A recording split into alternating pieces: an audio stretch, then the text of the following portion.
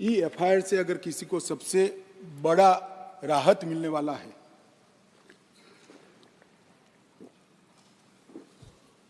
तो महिलाओं को मिल रहा है। किसी भी महिला के लिए अपने खिलाफ हुए अपराध को किसी के सामने वर्णन करना मान्यवर बड़ी संकोच की बात होती है। आज एफआईआर से हर कोई कर सकता है, मगर कोई भी महिला थाने पर एफआईआर करा सकती है, उसका संज्ञान भी लिया जाएगा और 2 दिन के अंदर ही घर पर आकर इसका जवाब लेने की व्यवस्था महिला पुलिस के साथ इस कानून को करेगी। नए विधेयक के अंदर एफआईआर का जो हमने जिक्र किया है, इससे ढेर सारे फायदे होने वाले हैं। समय पर ट्रायल और स्थगन दोनों को हमने मान्यवर बहुत तवज्जो देकर इसको कठोरता के साथ कम करने का प्रावधान किया है।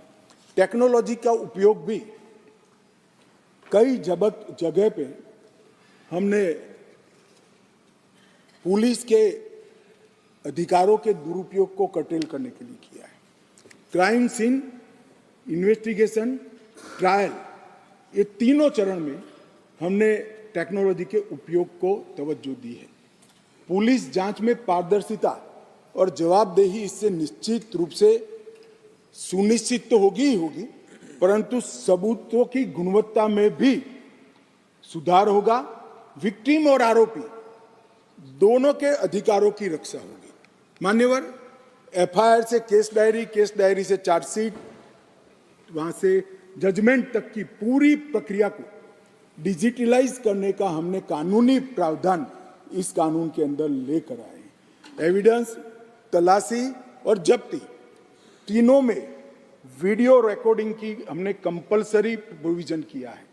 कोई भी घर पे जाकर पुलिस जब्ती करती है तो उसका वीडियो रिकॉर्डिंग किया जाएगा, एविडेंस कलेक्ट करते हो उसका भी हो जाएगा और तलाशी का भी हो जाएगा। इससे कोई किसी को फ्रेम करने की संभावनाओं पर बहुत बड़ी कमी आ जाएगी।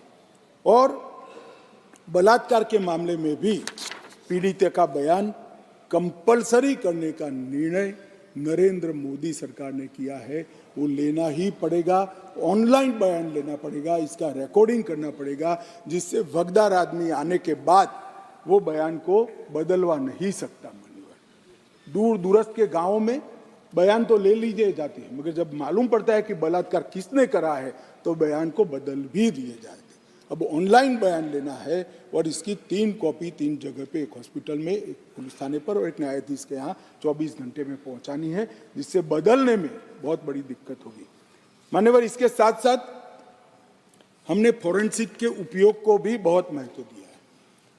दुनिया भर के अदालतों का अगर विश्लेषण करते हैं तो हमारे यहाँ सजा कराने का दर बहुत कम है। मान्यवर, इसको अगर बढ़ाना है तो साइंटिफिक एविडेंस पर थ्रस्ट देना पड़ेगा। इसलिए ये बिल के अंदर क्वालिटी ऑफ इन्वेस्टिगेशन में सुधार करने के लिए, इन्वेस्टिगेशन साइंटिफिक पद्धति से हो इसलिए, और 90% का कन्विक्शन रेट का लक्ष्य रखते हुए हमने एक प्रावधान किया है कि 7 साल से ज्यादा सजा जिस गुना में है वो सभी में एफएसएल टीम के विजिट को कंपलसरी कर दिया गया है, जिससे एफएसएल की